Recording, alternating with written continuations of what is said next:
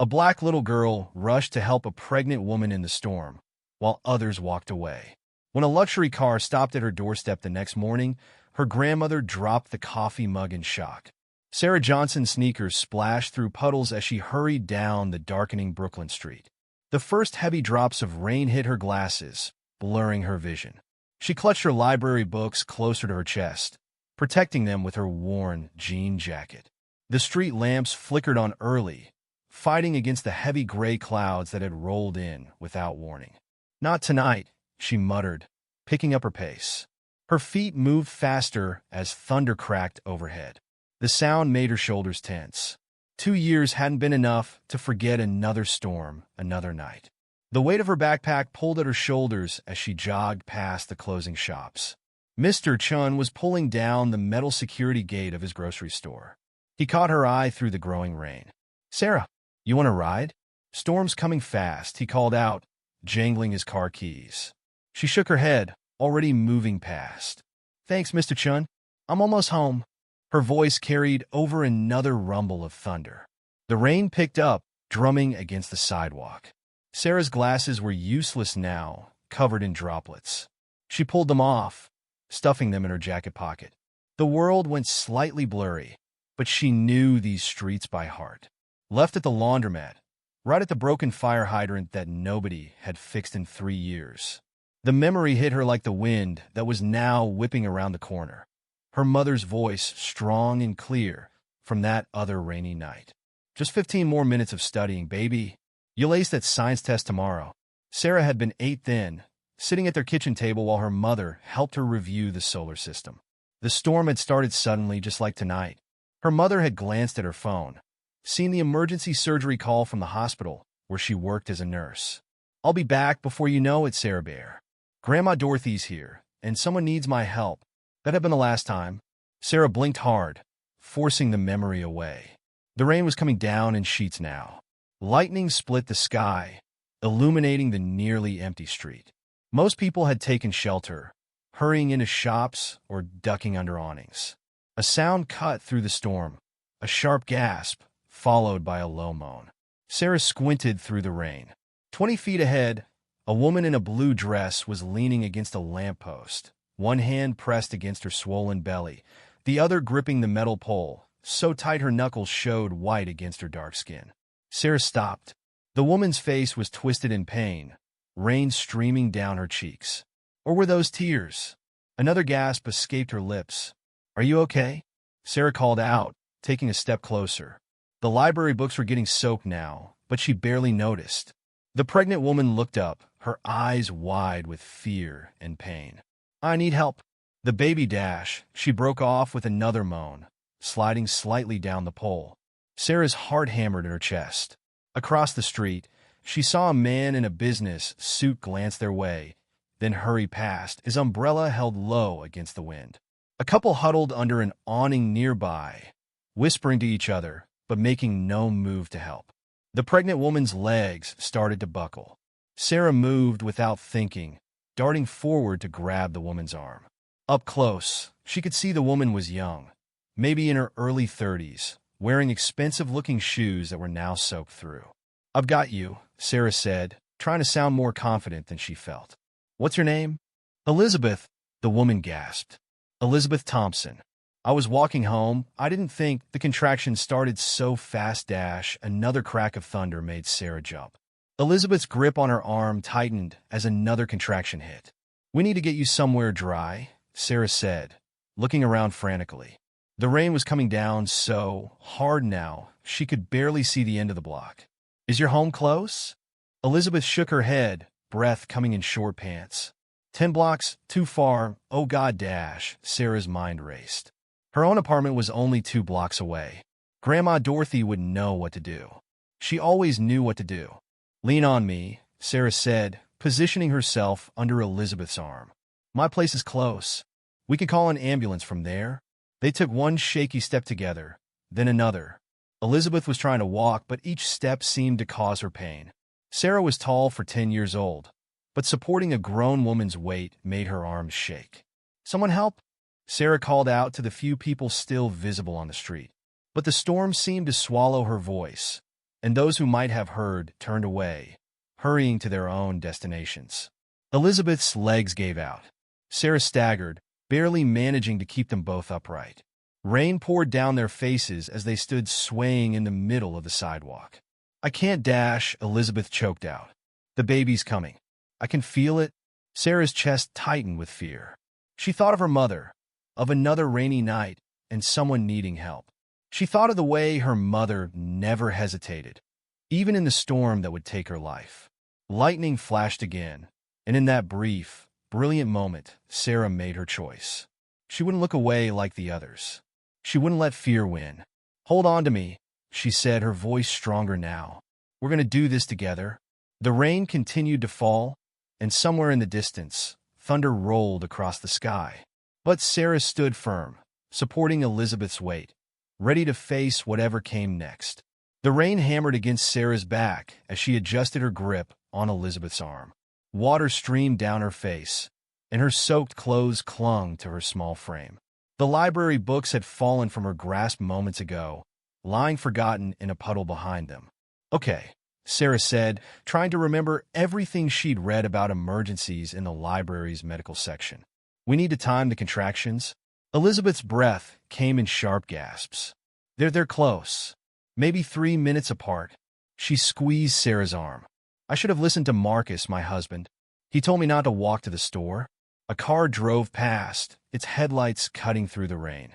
Sarah waved her free arm, but it didn't slow down. "What's your name?" Elizabeth asked between breaths, water running down her face. "Sarah. Sarah Johnson." Sarah dash, Elizabeth's words cut off as another contraction hit. Her fingers dug into Sarah's shoulder. "Breathe," Sarah said, remembering a book she'd read. "Like this, in through your nose, out through your mouth." Elizabeth followed her lead, their breath creating small clouds in the cold rain. When the contraction passed, she looked at Sarah with surprise. "You know about breathing techniques?" "I read a lot. The library has books about everything." Sarah glanced around. The street was flooding now, water rushing toward the drains. "We need to get out of the rain. Can you make it to that bus shelter?" They moved slowly, every step careful on the slick sidewalk.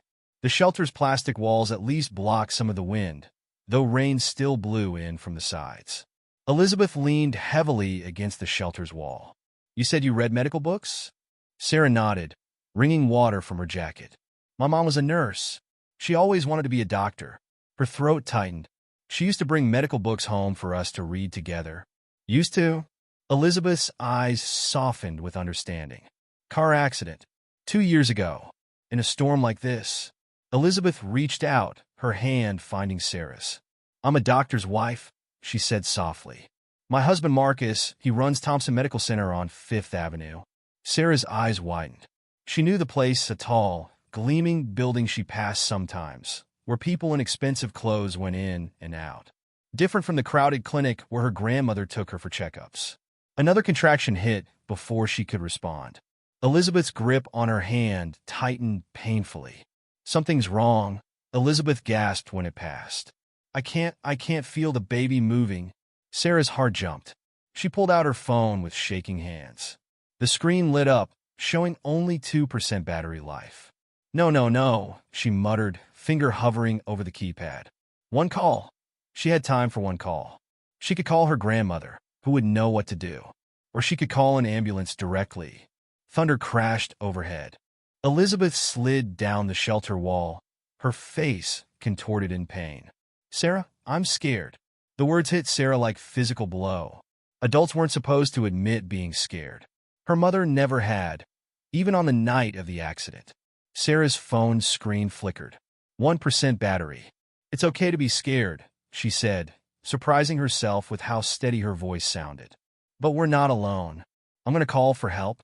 She dialed 911, holding her breath as the call connected. 911, what's your emergency?" "There's a pregnant woman in labor," Sarah said quickly. "We're at the bus stop on Montgomery Street, between Franklin and Bedford. She can't feel the baby moving, and the contractions are really close." "Okay, honey, stay calm. Can you tell me the phone died?" Sarah stared at the black screen, her heart pounding. "Help is coming," she told Elizabeth. hoping she sounded more confident than she felt. We just have to wait? Elizabeth nodded, then grimaced as another contraction began. Talk to me, she gasped. Distract me. Tell me about what you like to read. So Sarah talked. She told Elizabeth about the medical books, about the science fiction novels she loved, about the textbooks she borrowed that were way above her grade level. She talked through 3 more contractions, holding Elizabeth's hand through each one. The rain kept falling, but lighter now. Water ran in streams past their feet. Cars drove by, their headlights briefly illuminating the bus shelter before moving on. Sarah kept talking, even as her throat grew dry and her arms ached from supporting Elizabeth's weight. You're going to be a doctor someday, Elizabeth said during a break between contractions. Her face was pale, but her eyes were clear as they met Sarah's. I can tell.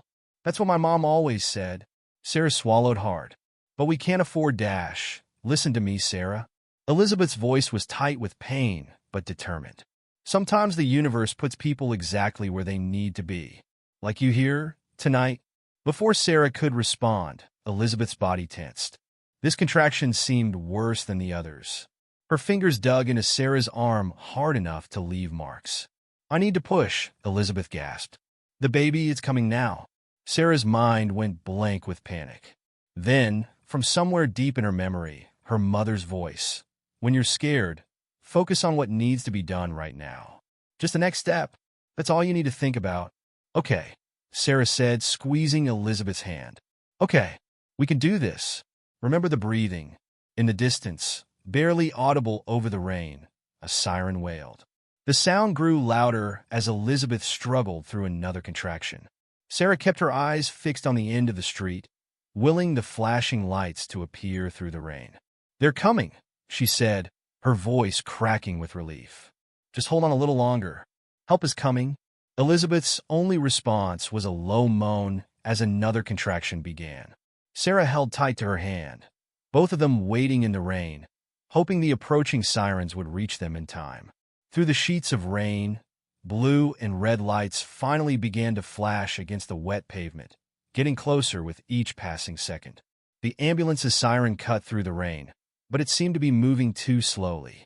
Sarah stood at the edge of the bus shelter, waving her arms frantically as the flashing lights approached. Here! We're here! She shouted into the rain. Elizabeth's grip on her other hand suddenly tightened. Sarah, something's happening, Dash. A man in a dark suit stood under an umbrella across the street, watching them. The same man who'd walked past earlier without helping. Sarah caught his eye, but he remained motionless, just observing. The baby's coming, Elizabeth gasped. I can't wait, Dash. Sarah dropped to her knees beside Elizabeth, her wet jeans soaking through instantly. Breathe like we practiced. Like this, Dash. She demonstrated the breathing pattern again. Elizabeth grabbed both of Sarah's hands. Listen to me, she said between sharp breaths. If something happens, tell Marcus. Tell my husband, Dash. Nothing's going to happen. Sarah cut her off firmly. You hear those sirens? Help is almost here. The man across the street took a step forward, then stopped as a car drove between them, sending up a spray of water. Elizabeth screamed. Sarah had never heard an adult make a sound like that before. It made her want to run, to hide, to be anywhere else. Instead, she squeezed Elizabeth's hands tighter. I see the ambulance, Sarah said, though the flashing lights still seemed too far away. Just a few more minutes. You can do this. Sarah Dash, Elizabeth's voice was tight with fear. Promise me something. Anything. Don't leave. When they come, stay with me. Sarah nodded, blinking rain from her eyes. I promise. Another contraction hit, stronger than before. Elizabeth's whole body tensed. I need to push, she gasped. I can't stop at Dash. Sarah's mind raced through everything she'd read about emergencies. Okay. Just do what your body tells you to do. The ambulance turned onto their street, its siren deafening now. But it was stuck behind a line of cars that hadn't pulled over properly. The man in the suit was closer now, standing at the edge of the street. Sarah could see his face clearly. He looked worried, but still made no move to help. Elizabeth screamed again. Sarah felt utterly helpless, able to do nothing but hold her hands and keep talking. You're doing great, she said, trying to sound calm. The ambulance is right there. Just a little longer. Tell Marcus Dash. Elizabeth's words cut off in another cry of pain. Tell him I love him. And the baby, take care of Dash. You can tell him yourself, Sarah insisted. Look at me, Elizabeth. Look at me. Elizabeth's eyes, filled with pain and fear, met hers. You're going to be fine, Sarah said with all the conviction she could muster. Both of you. I'm not leaving until I know you're okay. The ambulance finally broke free of traffic. Its tires screeched as it pulled up to the curb. Two paramedics jumped out, running toward them with equipment. Sarah started to move aside, but Elizabeth's grip tightened. Stay, she whispered. Please. So Sarah stayed, even as the paramedics worked around her. She stayed as they checked Elizabeth's vital signs and prepared their equipment. She stayed until Elizabeth's grip on her hand suddenly went slack. BP's dropping, one paramedic called out. We need to move now. Everything happened very fast after that. The paramedics lifted Elizabeth onto a stretcher. Sarah tried to follow, but firm hands held her back. You did good, kid, a paramedic told her. But we need to take her now. Wait. Elizabeth called out weakly from the stretcher. Her name, Sarah Johnson. Please, Marcus needs to know Dash. Then the ambulance doors closed, and they were gone, leaving Sarah standing in the rain. The man in the suit was still there, watching. He took a step toward her, then stopped as Sarah backed away. I'm Elizabeth's husband's colleague, he said, his voice barely audible over the rain. Dr. Thompson will want to know Dash, but Sarah was already running. Her feet splashed through puddles as she fled toward home, toward her grandmother, toward safety. The man's voice called after her, but she didn't stop. She ran until her lungs burned, until she reached her building's familiar steps. Only then did she realize she'd left her library books behind at the bus stop. Sarah stood in the rain for a long moment, catching her breath. Her hands were shaking. Her clothes were completely soaked. And somewhere, in an ambulance racing through the storm, Elizabeth was fighting for her life and her baby's life. Please be okay, Sarah whispered to the rain. Please. Thunder rumbled overhead, softer now, more distant. The storm was moving on. Sarah took one last deep breath and went inside to face her grandmother's questions. She didn't notice the black car that pulled up across the street or the man in the suit who got into it. She didn't see him make a phone call, speaking quickly and urgently into his phone. Marcus? It's James. I need to tell you about someone. A little girl named Sarah Johnson. Dorothy Johnson was waiting just inside the apartment door when Sarah stumbled in, water pooling at her feet. Child, where have you Dash? Dorothy's words cut off as she took in Sarah's drenched appearance. Lord have mercy. You're soaked through. Sarah stood dripping on the welcome mat, her whole body shaking. Now that she was home, the full weight of what had happened hit her all at once. Grandma, she started, but her voice cracked. Dorothy was already moving, her arthritis forgotten as she hurried to grab a towel from the bathroom. Get those wet clothes off before you catch your death. Then you're going to tell me exactly where you've been. Sarah peeled off her soaked jacket, her fingers trembling. There was a woman. She needed help. Dash, clothes first. Talk after. Dorothy's tone left no room for argument. 10 minutes later, Sarah sat at their small kitchen table wearing dry pajamas, her wet hair wrapped in a towel. A mug of hot chocolate steamed in front of her, but she couldn't bring herself to drink it. Now, Dorothy said, lowering herself into the chair across from Sarah. Start from the beginning.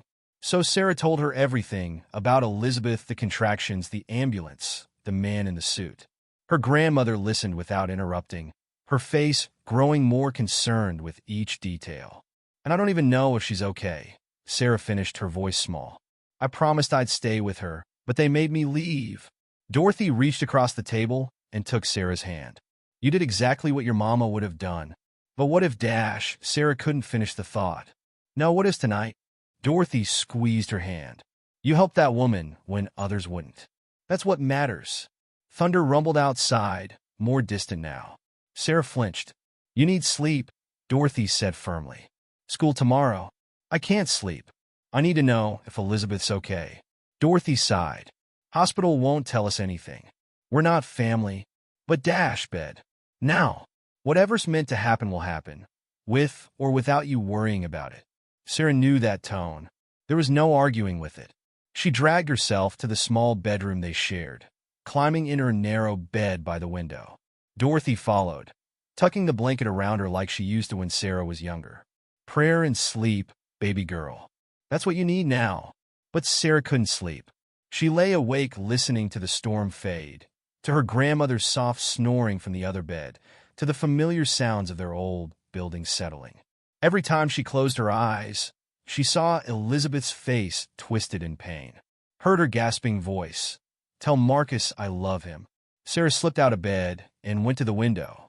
The street below was empty except for scattered debris from the storm. A newspaper skittered past, carried by the wind. She pressed her forehead against the cool glass. "Please be okay," she whispered. "Both of you?" Morning came too soon. Sarah hadn't slept more than an hour or two, but she got up anyway when her grandmother's alarm went off. "You're staying home today," Dorothy announced, taking one look at Sarah's face. "But Dash, no arguments. You're exhausted, and I'm not sending you to school like this." Sarah didn't have the energy to protest.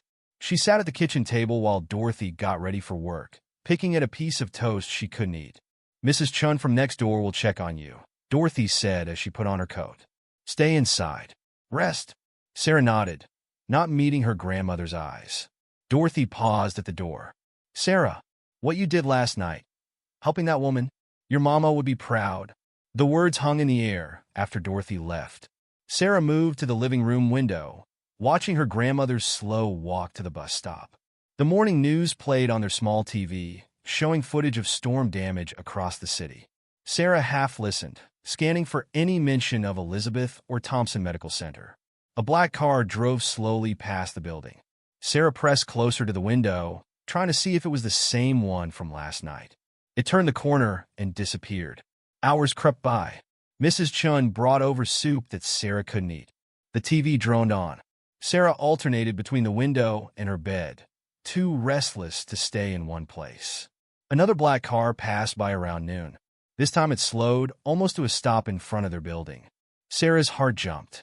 She ran to the door, then stopped, remembering her grandmother's instructions to stay inside. The car moved on. She returned to the window, pressing her palm against the glass. Somewhere in the city, Elizabeth was either celebrating with her baby or... Sarah couldn't finish the thought. The afternoon sun was starting to fade when she heard footsteps in the hallway outside their apartment. Heavy steps, not her grandmother's familiar shuffle or Mrs. Chen's quick stride. The steps stopped at their door. Sarah held her breath. 3 sharp knocks echoed through the apartment. She approached the door slowly, her heart pounding. Through the peephole, she saw a tall man in an expensive suit. Not the same one from last night, but similar. Her hand hovered over the doorknob. Another knock. "Sarah Johnson," a deep voice called. "My name is Marcus Thompson. I believe you helped my wife last night." Sarah's fingers trembled as she reached for the door chain. Sarah stood frozen, her hand on the door chain. Her grandmother's voice echoed in her head. "Never open the door for strangers." "Sarah?" Mr. Thompson called again. "I understand if you're hesitant. I can wait until your grandmother returns." The sound of keys jingling in the hallway made Sarah jump. Through the peephole, she saw her grandmother approaching, grocery bags in hand. Dorothy stopped short when she saw the man in the suit. "Can I help you?" Mr. Thompson turned. He was tall, well over 6 feet, with graying temples and kind eyes. "Mrs. Johnson? I'm Marcus Thompson. Your granddaughter helped my wife Elizabeth during the storm last night." Dorothy dropped her grocery bag. A can of soup rolled across the floor. Sarah yanked the door open. "Is Elizabeth okay? And the baby?" Mr. Thompson's face broke into a wide smile. "They're both perfect, thanks to you." Dorothy's hands shook as she tried to pick up the scattered groceries. Mr. Thompson immediately bent to help her. "Please," he said, gathering the items, "let me assist you." Inside the apartment, Dorothy sank into her favorite armchair, her face pale. "Sarah, give me my tea." Sarah hurried to the kitchen, but her hands were shaking so badly she nearly dropped the mug. "Allow me," Mr. Thompson said, gently taking the kettle. His expensive suit looked out of place in their small kitchen. "You've done enough helping people lately. How did you find us?" Dorothy asked, watching him carefully. My colleague, Dr. James Morrison, saw everything last night. He followed Sarah home to make sure she was safe. Mr. Thompson poured the tea with steady hands. He told me about a young girl who stayed with my wife when others walked away, who kept her calm and called for help. Sarah stared at her feet. I didn't do much. Elizabeth disagrees.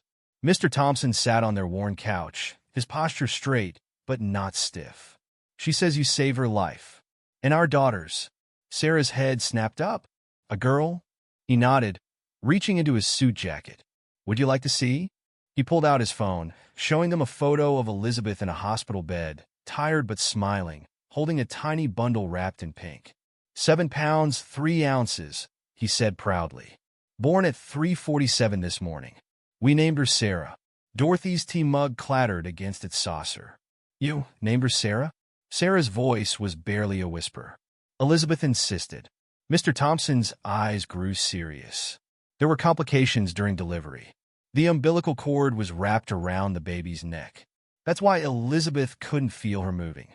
If you hadn't gotten help when you did. He didn't finish the sentence. He didn't need to. God works in mysterious ways, Dorothy said softly. Mr. Thompson nodded. Yes, he does. Which is why I'm here. He turned to face Sarah directly. Tell me, Sarah, what do you want to be when you grow up? A doctor, she answered without hesitation. Like my mom wanted to be. Wanted to be? Dorothy cleared her throat. Her mother passed 2 years ago. Car accident in a storm. Understanding flashed across Mr. Thompson's face. That's why you stopped to help Elizabeth. Even though you're afraid of storms, Sarah nodded, not trusting herself to speak. I run Thompson Medical Center, he said. We have a scholarship program for promising students. Full ride through medical school. If they maintain their grades. Dorothy's hands began to shake again. Mr. Thompson, we couldn't possibly dash. It's not charity, he cut in firmly.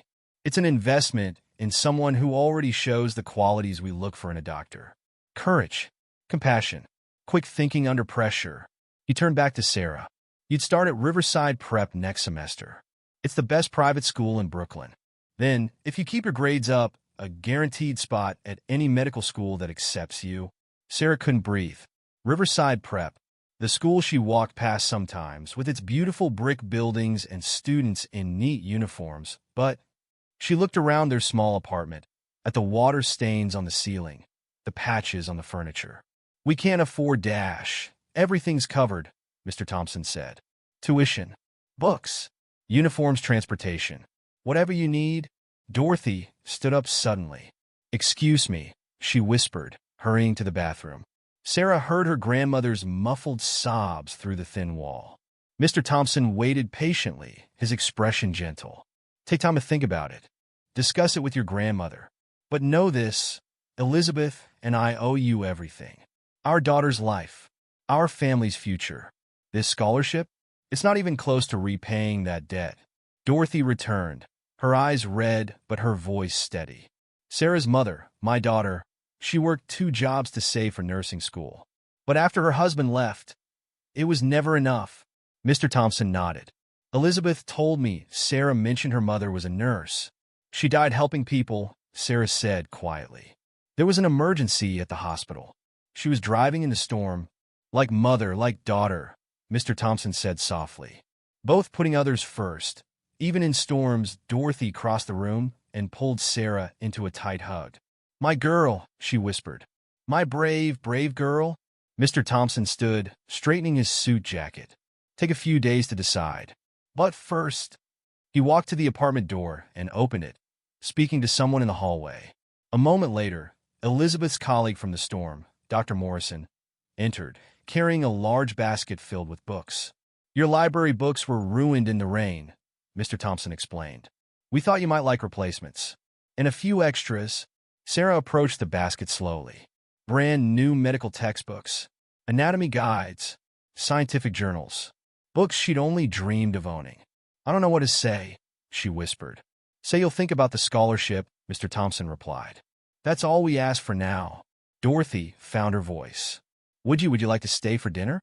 It's just soup and sandwiches, but dash, thank you, but Elizabeth and the baby are waiting. He pulled out a business card and placed it on their coffee table.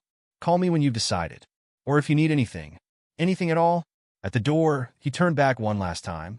Elizabeth asked me to tell you something. She said to remember what she told you in the storm, about the universe putting people exactly where they need to be. After they left, Sarah and Dorothy sat in silence, staring at the basket of books and the business card that could change their lives. Finally, Dorothy spoke, her voice thick with tears. Your mama used to say, everything happens for a reason. She picked up one of the medical textbooks, running her hand over its cover. Maybe she was right. The hospital lobby gleamed with polished floors and soft lighting. Sarah clutched her grandmother's hand as they approached the reception desk, both of them feeling out of place among the well-dressed people coming and going. We're here to see Elizabeth Thompson, Dorothy said. Room 507. The receptionist looked up, her expression changing when she saw them. Oh, you must be Sarah Johnson. Mrs. Thompson told us to expect you. She handed them visitor badges without asking for ID. 5th floor. Take the main elevator. In the elevator, Sarah smoothed her clean but worn dress. Maybe we should have waited. Elizabeth asked for you, Dorothy reminded her. She wants to see you. The elevator doors opened onto a quiet hallway with thick carpeting. A sign pointed them toward the private rooms. They found room 507 easily. It was the one with 2 security guards standing outside. Sarah Johnson, one guard asked. Sarah nodded nervously. Go right in. They're expecting you. The hospital room was bigger than Sarah's entire bedroom. Sunlight streamed through large windows, and fresh flowers covered every surface. Elizabeth sat in a comfortable chair by the window, holding a pink bundle. She looked up as they entered, her face brightening. Sarah. Mr. Thompson stood from his chair, smiling. Welcome. Please come in. Sarah hesitated in the doorway until Elizabeth held out her free hand. Come meet your namesake. Sarah approached slowly. The baby was tiny, with skin a few shades lighter than her mother's and a full head of dark curls. Would you like to hold her? Elizabeth asked. Sarah's eyes widened. I've never held a baby before. Here? Elizabeth motioned her closer. Sit down first. Sarah perched on the edge of a chair, while Elizabeth carefully placed the baby in her arms, showing her how to support the head. Hello, little Sarah, she whispered. The baby yawned, one tiny hand escaping the blanket to grab Sarah's finger. She knows her guardian angel, Elizabeth said softly. Dorothy wiped her eyes with a tissue. Mr. Thompson pretended not to notice, busying himself with adjusting the flowers. The doctor said if I'd arrived at the hospital even 10 minutes later. Elizabeth's voice trailed off. She reached for Sarah's free hand. You didn't just help me. You saved my daughter's life. Sarah stared at the sleeping baby. I was so scared, she admitted. I almost ran away when I first saw you. But you didn't. Elizabeth squeezed her hand. You stayed. Just like you promised. Has Marcus told you about the scholarship? Elizabeth asked after a moment. Sarah nodded. We were still thinking about it. What's there to think about? Elizabeth sat forward. Riverside Prep is the best school in Brooklyn. It's not that simple, Dorothy spoke up from her chair. Sarah would be leaving her friends, her school, to pursue her dream, Elizabeth finished. The same dream her mother had. Sarah looked down at baby Sarah, still clutching her finger. What if I'm not smart enough? You learned medical breathing techniques from library books, Elizabeth said firmly. You kept calm in a crisis. You're more than smart enough. Mr. Thompson cleared his throat. Perhaps we should give them space to discuss it. He gestured to Dorothy. Would you like some coffee? The cafeteria here is quite good. Dorothy hesitated, then nodded. They left the room, leaving Sarah alone with Elizabeth and the baby. Can I tell you something? Elizabeth asked once they were gone. Something I haven't told anyone else? Sarah nodded. I knew something was wrong before the storm hit. I felt different, but I was stubborn. Didn't want to bother Marcus at work. Elizabeth's voice shook slightly. The doctor said the umbilical cord had been wrapped around Sarah's neck for hours. She was in distress. If I'd waited any longer, she wiped her eyes. I keep thinking about all the people who walked past us in the rain. Adults who saw a woman in trouble and looked away. But you stopped. A 10-year-old girl with every reason to be afraid of storms. I kept thinking about my mom, Sarah admitted. How she never ignored someone who needed help. Marcus told me about your mother. Elizabeth touched Sarah's cheek gently. She raised a daughter to be just like her. Brave, caring, someone who runs toward people in trouble, not away. Baby Sarah stirred, making small noises in her sleep. The scholarship isn't charity, Elizabeth continued. It's not even a thank you. It's an investment in someone who already has the heart of a healer. Someone who deserves the chance to become what they're meant to be. Sarah looked up. But what if I fail? Then you try again. That's what doctors do. Elizabeth smiled. And you'll have help. Marcus wants you to spend time at the medical center, shadowing different doctors, learning what it's really like. I'll mentor you myself. Once I'm back at work. You're a doctor too? Elizabeth nodded. Pediatrician. I was planning to go back part-time after the baby. She grinned. Now I'll have a student to teach. The baby began to fuss. Sarah carefully handed her back to Elizabeth.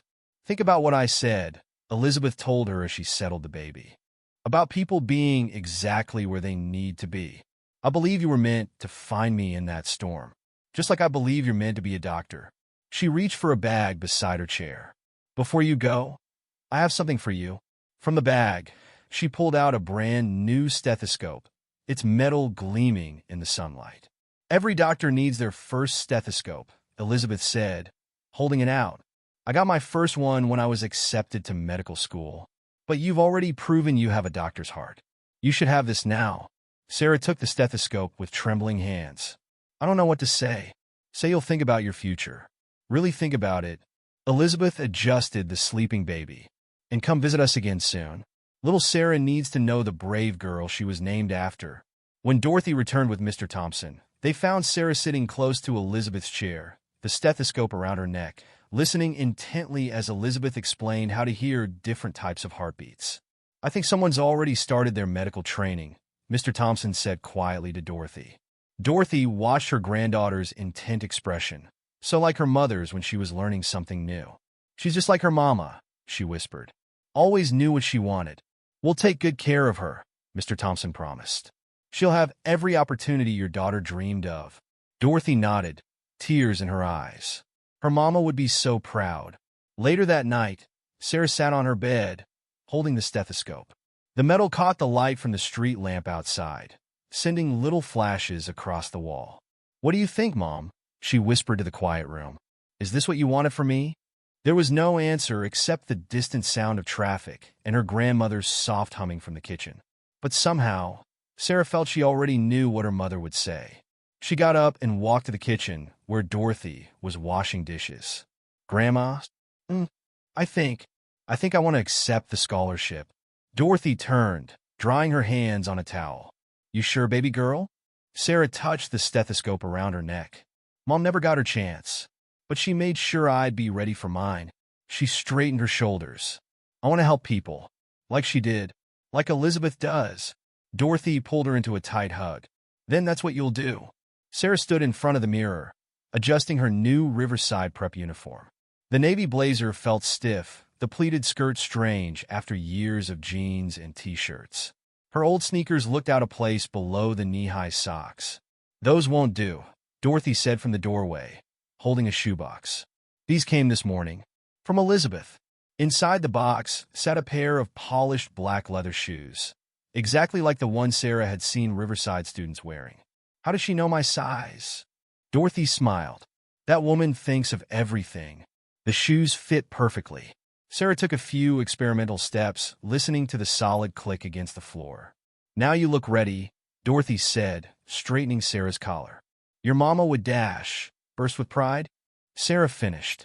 It had become their morning ritual over the past week, remembering her mother as she prepared for this change. A horn honked outside. Sarah rushed to the window. A sleek black car waited at the curb, her daily ride to Riverside, arranged by Mr. Thompson. Eat something before you go, Dorothy insisted, but Sarah's stomach was too full of butterflies. I'll eat lunch, she promised, grabbing her new backpack, another gift from the Thompsons. Dorothy caught her in a tight hug before she could reach the door. You show them what Sarah Johnson can do. The car's interior smelled like leather. The driver, Mr. Rodriguez, tipped his hat to her. Ready for the big day, Miss Johnson? Sarah clutched her backpack. I think so. They passed her old school on the way. Kids she'd known since kindergarten climbed the familiar steps. For a moment, Sarah wanted to ask Mr. Rodriguez to stop, to let her join them.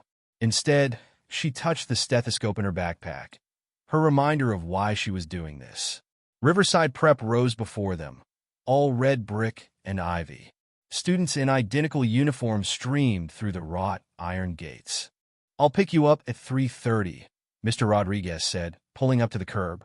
"Good luck." Sarah's shoes clicked against the stone steps. Other students glanced at her, the new girl, starting mid-semester. She kept her head high, remembering Elizabeth's words about being exactly where she was meant to be. "Sarah Johnson?" A tall woman approached her just inside the entrance. "I'm Mrs. Parker, your academic advisor. Welcome to Riverside." She led Sarah through polished hallways to a classroom already full of students. Their uniforms looked perfectly broken in, their shoes scuffed just the right amount. Sarah felt like her newness was glowing like a neon sign. "Class, this is Sarah Johnson. She's joining us for the rest of the year." Mrs. Parker gestured to an empty desk. "Sarah, you'll sit there next to Emma." Emma, a girl with red hair and freckles, gave her a small wave. The morning passed in a blur of new faces and advanced lessons. Sarah's hand cramped from taking notes, trying to catch up on months of material. At lunch, she found an empty table and pulled out the sandwich Dorothy had packed. She was halfway through it when Emma appeared. "Mind if I sit?" Sarah shook her head. "So," Emma said, opening her lunch bag, "is it true you're Dr. Thompson's scholarship student? The one who saved his wife and baby?" Sarah nearly choked on her sandwich. "How did you dash? My mom's on the hospital board. Everyone's talking about it." Emma leaned forward. "Did you really deliver their baby in the street?" "No. The ambulance came in time." Sarah looked down at her lunch. "I'll just help until they got there." Emma studied her for a moment. "Cool. Want to see the science lab after lunch? We're dissecting frogs next week." The afternoon felt easier after that. Emma showed her around between classes, explaining Riverside's unwritten rules and traditions. "Math club meets Thursdays," she said as they walked to their last class. "You should join.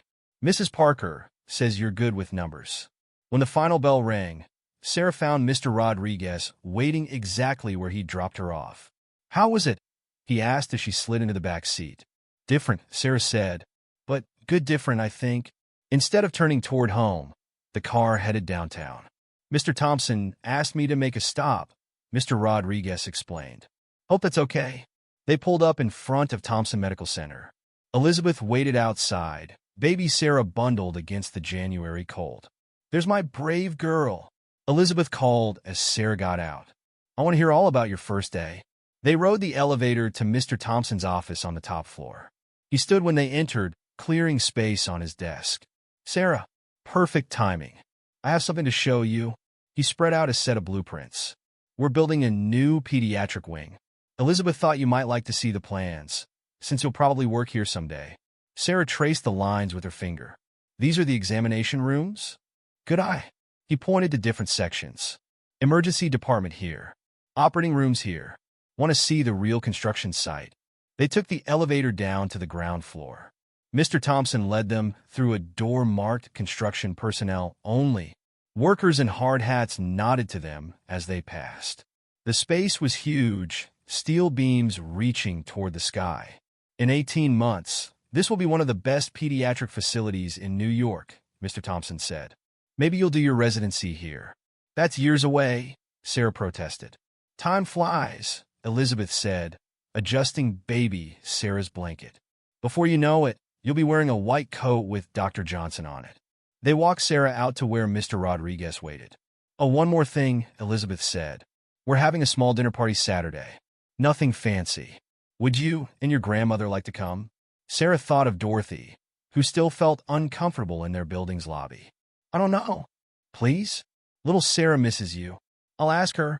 Back in the car, Sarah watched the medical center shrink in the rear window. Her new uniform still felt stiff, her shoes still too shiny. But something else felt different, like pieces of a puzzle falling into place. Mr. Rodriguez dropped her at her building. She took the stairs slowly, thinking about the day, her new school, Emma's friendship, the blueprint of her possible future. Dorothy was waiting with hot chocolate and questions about every minute of her day. Sarah told her everything. watching her grandmother's eyes fill with tears of pride. And Elizabeth invited us to dinner Saturday, she finished. Just a small party. Dorothy's face fell slightly. I don't know, baby girl. Those fancy parties. She specifically asked for you to come. Sarah took her grandmother's hand. Please? You're part of this too. Dorothy squeezed her hand. We'll see. Later, Sarah sat at her desk, surrounded by her new textbooks. The stethoscope hung on her bedpost, catching the light from her desk lamp. She opened her science book to the chapter they'd covered that day, determined to catch up. On her wall, she'd pinned the blueprint Mr. Thompson had given her, her first glimpse of where she might work someday. Outside, cars honked and sirens wailed, the familiar sounds of Brooklyn at night. But now they made her think of ambulances rushing to help people, of doctors and nurses ready to save lives. She touched the stethoscope again, feeling its cool metal under her fingers. I'm where I'm supposed to be, she whispered to herself. Right where I need to be. The Thompsons' house looked exactly like Sarah expected. 3 stories of red brick and white trim, with perfectly manicured bushes out front. Dorothy squeezed her hand as they walked up the steps. We don't have to stay long, Sarah whispered. Dorothy straightened her back. If my granddaughter's brave enough to save lives in storms, I'm brave enough for a dinner party. Elizabeth opened the door before they could ring the bell. You came. She hugged them both, the baby balanced on her hip. Come in. You're the first ones here. The entryway opened into a living room bigger than Sarah's entire apartment. But instead of the formal furniture she expected, there were comfortable-looking couches and toys scattered on the thick carpet. Marcus is grilling in the backyard, Elizabeth said, leading them through the house. Hope you like hamburgers. Hamburgers? Dorothy looked surprised. Elizabeth laughed. What were you expecting? Caviar. The kitchen was warm and bright, with drawings stuck to the refrigerator and dishes in the sink. It felt lived in, real. Can I help with anything? Dorothy asked, visibly relaxing. Actually, yes. Would you mind watching Sarah for a minute? I need to check on Marcus before he burns everything. Before Dorothy could answer, Elizabeth handed her the baby and hurried outside. Dorothy cradled little Sarah, her face softening. Been a long time since I held one this small. She looked at Sarah. Not since your mama had you. The back door opened, and Emma's voice carried in. Dr. Thompson, Mom says to tell you we brought potato salad. Sarah turned to see Emma and her parents coming through the kitchen. Emma spotted her and grinned. Sarah, you came. She rushed over. I didn't know you'd be here. You two know each other? Elizabeth asked, coming back inside. Emma's been showing me around school, Sarah explained. And helping me with calculus, Emma added. Sarah's better at math than our teacher. More guests arrived, doctors from the hospital, their spouses, their kids. The house filled with conversation and laughter. To Sarah's surprise, no one was dressed formally. They wore jeans, t-shirts, comfortable clothes. Mr. Thompson appeared in a kiss-the-cook apron, carrying a platter of hamburgers. Food's ready. Everyone out back. The backyard had picnic tables set up, strings of lights hanging overhead. Sarah and Emma grabbed plates and loaded them with food. Your grandmother seems to be doing okay, Emma said, nodding toward where Dorothy sat with Elizabeth and several other women. The baby's still in her arms, yeah. Sarah watched her grandmother laugh at something Elizabeth said. I think she is. After dinner, Mr. Thompson called Sarah over to where he stood with a group of doctors. Sarah, I want you to meet some people. He introduced them one by one, surgeons, pediatricians, specialists. They all work at the medical center. A tall woman with gray hair stepped forward. Dr. Thompson tells us you're interested in emergency medicine? Sarah nodded. Like my mom, she was a nurse in the ER. We have a summer program for high school students, the woman said. Shadowing doctors, learning basic procedures. Interested? Sarah's eyes widened. Really? Elizabeth's idea, Mr. Thompson said. She thinks you're ready. Later, Sarah found Elizabeth in the kitchen, loading the dishwasher. Thank you, she said quietly. For tonight. For everything. Elizabeth straightened up. How's school going? Really? Hard, Sarah admitted. But good. Emma helps a lot. And the other students? Some are nice. Some. Sarah shrugged. They know I'm there on scholarship. Elizabeth dried her hands on a towel. Come with me. I want to show you something. She led Sarah upstairs to a home office. Photos covered one wall, Elizabeth in a white coat with patients with colleagues. She pointed to one in the center. That's me at your age. Public housing in Detroit. Single mom working 3 jobs. She touched the frame. Someone gave me a chance, just like we're giving you. Know what that taught me? Sarah shook her head. That it's not where you start that matters. It's what you do with the chances you get. From downstairs, they heard Dorothy's laugh mixing with the other voices. Your grandmother's made some friends, Elizabeth said. Helen, Emma's mom, is on the hospital board. She's already talking about offering Dorothy a better-paying job in administration. Sarah blinked back tears. Why are you all doing so much for us? Because that's what family does. Elizabeth hugged her. And you became family the night you stayed with me in the storm. They headed back downstairs. Emma waved from where she sat with other kids playing a board game. Go, Elizabeth said. Be a kid. Doctor training starts soon enough. The evening wound down slowly. Parents gathered sleeping children, made plans for future get-togethers. Dorothy exchanged phone numbers with Helen and several other women. As they waited for Mr. Rodriguez to pick them up, Elizabeth pulled Sarah aside. Marcus and I set up a trust fund for you, she said quietly. For medical school, but the scholarship dash covers through undergraduate. This is for after. Elizabeth squeezed her shoulder. We believe in you, Sarah, just like your mom did. In the car ride home, Dorothy hummed softly to herself. Did you have fun? Sarah asked. You know what? Dorothy smiled. I really did. She patted Sarah's hand. Those are good people, baby girl. Real people. The next morning, Sarah arrived early at Riverside. Emma was waiting by her locker. So, Emma said, falling in a step beside her. Mom says you're doing the summer program at the hospital. Sarah nodded. Cool. Maybe I'll sign up too. Emma grinned. Someone's got to keep you company in medical school. They headed to their first class, their shoes clicking in unison on the polished floor. Sarah touched the stethoscope in her backpack, her reminder of where she came from and where she was going. You know what's funny? Emma said as they took their seats. Half the kids here would kill to have dinner at Dr. Thompson's house. But you act like it's no big deal. It's not about the house, Sarah said. It's about the people in it. Mrs. Parker called the class to order. As Sarah pulled out her textbook, she saw Dorothy's carefully packed lunch in her bag, next to the fancy nutrition bar Elizabeth had given her. 2 worlds coming together. Just like Elizabeth said, exactly where she was meant to be. 1 month after starting at Riverside Prep, Sarah stood outside Thompson Medical Center, wearing scrubs that Elizabeth had given her. They were too big, rolled up at the sleeves and ankles, but she didn't care. Ready for your first shadow day?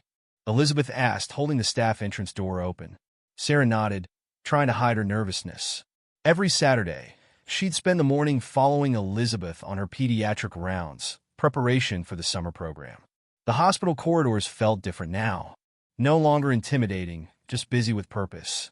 Nurses and doctors nodded to her as they passed, many knowing her by name. Dr. Thompson, a nurse hurried up to them. The Williams baby's fever won't break. Elizabeth turned to Sarah. Want to see how we handle this? In the examination room, a worried mother held a fussy infant. Sarah watched Elizabeth work. Her gentle hands, her calming voice, the way she explained everything to the frightened parent.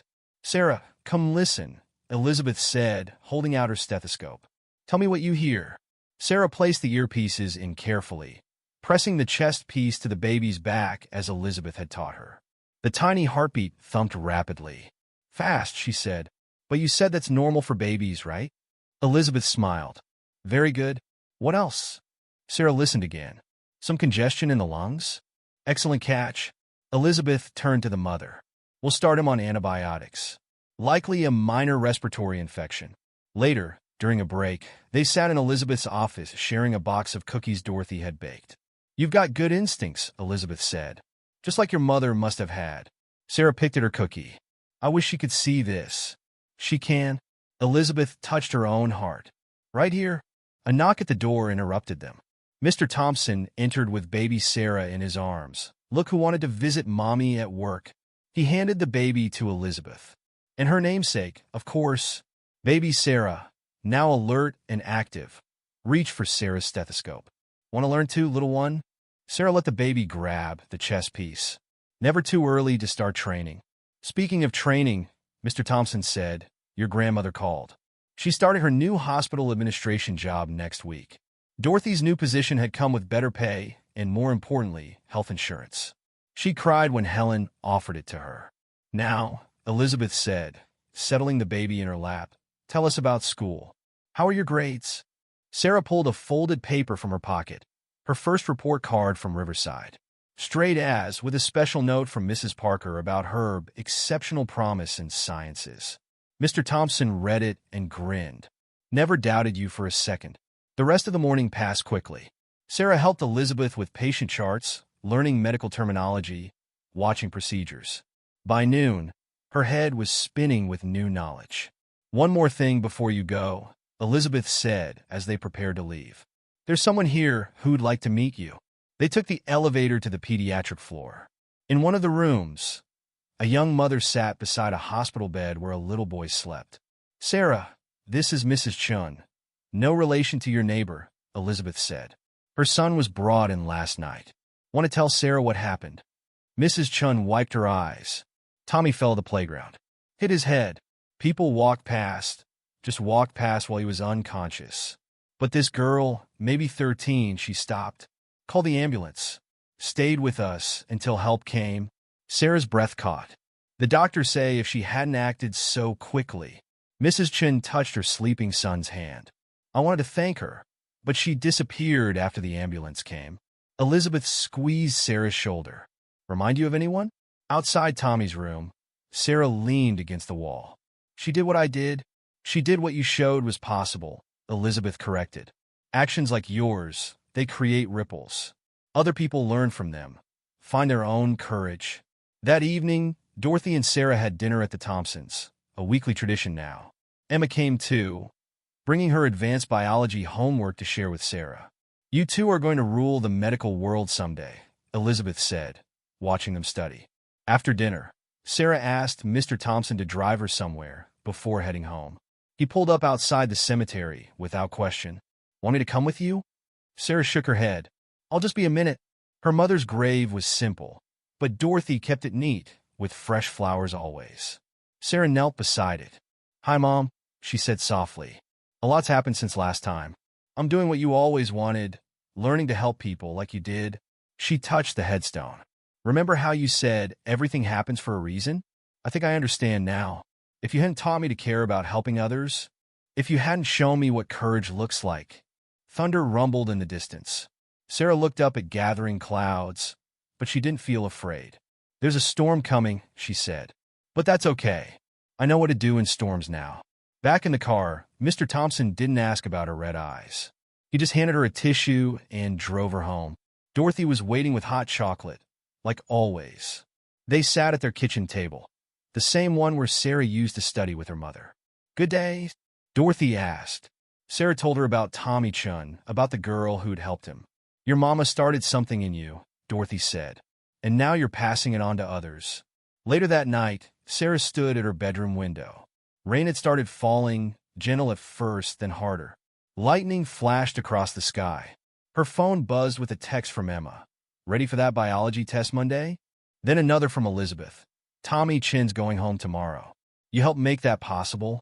And finally, a picture from Mr. Thompson, baby Sarah in tiny scrubs, a toy stethoscope around her neck. The caption read, following in her namesake's footsteps. Sarah touched her own stethoscope, hanging on her bedpost. Through the rain-streaked glass, she could see the lights of Thompson Medical Center in the distance. 2 years ago, she'd run from storms, haunted by loss. Now she faced them, knowing that sometimes the darkest nights brought the most important moments, moments of choice, of courage, of change. Thunder rolled again, but Sarah didn't flinch. Instead, she opened her medical textbook, ready to study, ready to learn, ready to become who she was meant to be. Behind her, a picture sat on her desk, Sarah in her Riverside uniform, standing between Dorothy and Elizabeth, baby Sarah in her arms, all of them smiling, all of them family. Different worlds had collided the night of the storm. Now they'd merged into something new, something stronger. Just like the girl who'd helped Tommy Chun. carrying forward the ripples of kindness and courage. Sarah turned back to her studies as the storm passed overhead. She had work to do, people to help, a future to build. And somewhere, she knew her mother was watching, proud of the daughter who had learned not just to face her fears, but to use them to help others. Outside, the rain continued to fall. But inside, Sarah Johnson sat surrounded by books and dreams and love, exactly where she was meant to be.